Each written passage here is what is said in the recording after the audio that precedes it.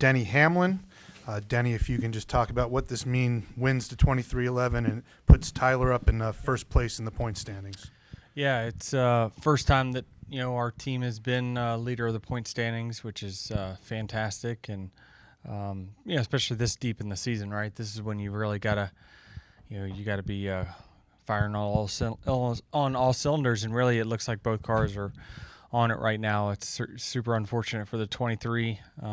That's racing, as they say, and the 45. You want to have multiple bullets in the gun, and felt like we had that in Michigan today. Is when the 23 stumbled, the 45 was just as fast and was right there to pick out the pieces. So, really proud about where their speed's at and what they're showing right now. Awesome. Thank you very much. We'll open to media questions. Please raise your hand. Madison has a wireless mic.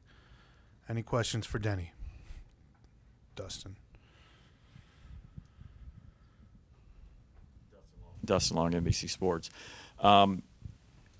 You got Tyler a year ahead of time. You said, look, this is the guy. This is going to be the guy of the future. And along with being in first in the points for the first time for the organization, he's in the points for the first time. How has he met those expectations that you were talking about us a few years ago, and what you've seen, and how he's developed, and how he's helped this team get to this level? So, the biggest thing, right, is that I hired him off of what I saw on the racetrack. I didn't know how much of that was natural talent. I didn't know how much of that was, him, working to get better. I didn't know. I just knew the results, and I raced around him enough to know that guy pushes the edge and he can find the edge of the car.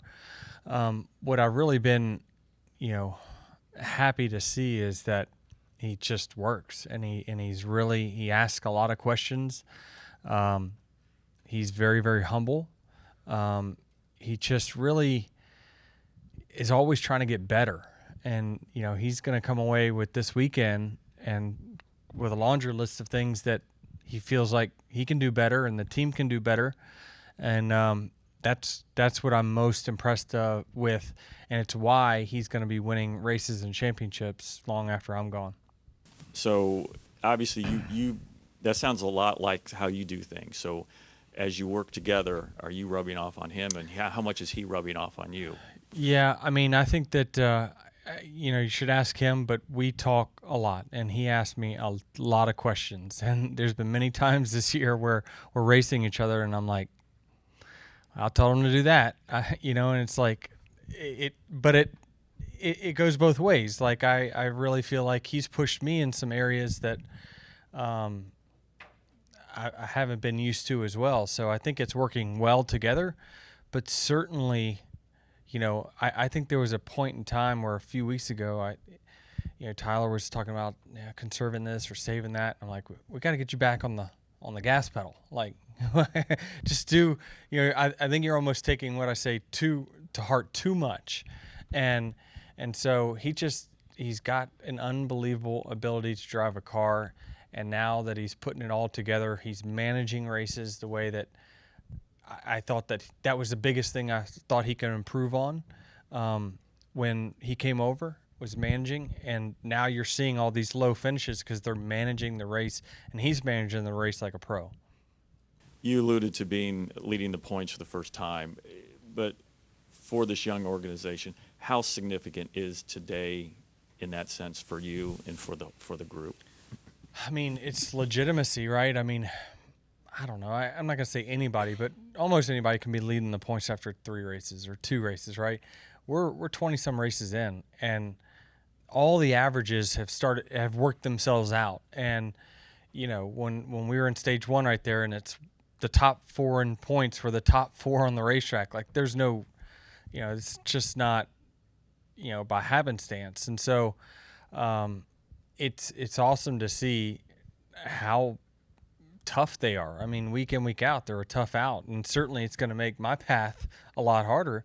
But that's what I started the team for. This is part of the crux of being a team owner and a driver, is that you're gonna have to deal with the days that they beat you. And to me, I give myself 3 shots to win every weekend.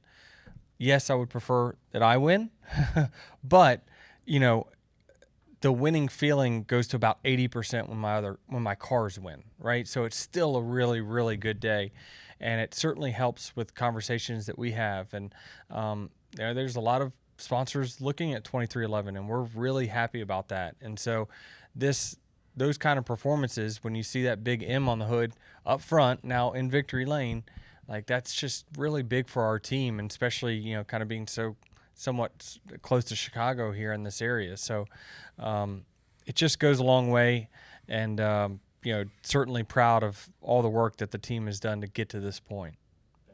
Jeff. He's got 10-point lead, but I'm sure if he was going into Darlington right now, he'd feel a lot better about being able to hang on to that. How would you approach it, going into Daytona to try to leave Daytona with still the points lead when so many things can happen? Him? Yeah, like what would you tell him to do, or what do you think the best strategy is to play there? Like, should he be conservative? Should he just go throttle down and just see what happens? Well, I think that all the guys battling for the regular season and for the cut line, I think everyone's going to race to get stage points, simply because you just can't pass in this car on speedways like you used to be able to. I just remember hanging back until the last 10 laps, and then I'll drive right to the front. It just isn't like that now. Now, you can get a good finish. You're not going to win hanging in the back, but you can get a good finish. But I'd almost say just try to get 10, 12 stage points, and then if you wreck, you wreck, right? And so at least then that pushes you down to finishing like 24th with no stage points, right? So I think that if you were to finish last, so I just think yes, it could be a net even, but I'm sure they're going to look at the numbers and figure out what's the best strategy. But honestly, next week I just hope we're not fuel saving. That's what I am hoping, is that we're all just racing instead of fuel saving, and so that really kind of can throw a kink in all of this. Larry. Larry Lage, Associated Press. What does it mean when Michael Jordan is around the team like he was yesterday? And did he have another engagement today? And have you already heard from him via text or otherwise? Yeah, I mean, he's obviously very excited, and I think that him coming to Michigan, he's got a schedule of races that he's going to be going to here in the playoffs as well. Like this is a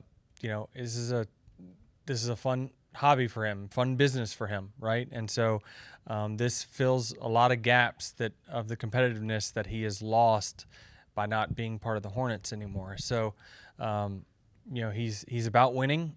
We had conversations, ownership meetings, where we're trying to figure out directions and what we're going to do with this, that, and the other. And it's always been, I want to win. I'm 60-some years old. I want to win. So do whatever we have to do to win. And so that's really, fun when someone who, is such a big part of your team and, gives me the liberty to, run this the way I see fit and make personnel changes the way I see fit, make hires that we need for the future. Like, giving me that autonomy is just awesome, and it's why it's working so well. Bob, then Reed. Sorry. Bob Pockris, Fox Sports M2. The first, Reddick has been pretty hard on himself on races he hasn't won where he's had the best car. What can this win do when, frankly, probably should have won this race, right? Yeah, absolutely. And as kind of a fanboy watching there at the end, I'm ninth and I see he's leading the race. And honestly, I was just kind of in a spot where I was ready to go home ninth before that first caution. And certainly I was like, damn, that sucks for the 45. But then, he gets past and I'm like, oh, that really stinks. And then he's able to get it back. So, if you get the sample size big enough, it's all going to come back in the wash. The numbers are going to come back, right? You're going to win when you have the best car 35% of the time in the next gen era. And, you're going to go through spells, though, where you only win 15% of the time when you have the best car. But then you're going to have other years where you win 60% of the time. So it just is, as long as you have a big enough sample size, while it's easy to get down in those moments where you had winning cars and didn't win, if you race here long enough, and he will, it's all going to work itself out, and he's going to have a big win total.